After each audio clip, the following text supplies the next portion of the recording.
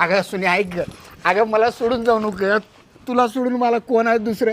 तुझंच घर आहे की तुलाच करावं लागतं की सगळे घरची कामं. नाही नाही मला जमत नाही. चालली मी माहेरला कायमची माझ्या भावाकडं. अगं नको की ग, नको की.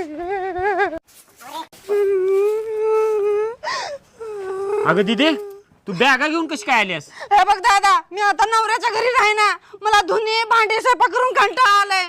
होय काय? तू अजिबात टेन्शन घ्याय नाही. तू आमच्या दोघांची इकुलती एक लाडकी बहीण आहेस. तुला इथं आम्ही आयुष्यभर दोघं सांभाळतो. हॅलो उमेश, तुला 4 म्हशी आणायला सांगितलेल्या 4 आण नको. 4च्या ठिकाणी 8 आण. आता माझी बहीण आल्या शेण काढायला. अगं ही की तिकडे कुठं चालली आहेस? इकडे ये धारे. अरे झाडू पटपट. नाटक करते भावाचा सांगते मोठ्या.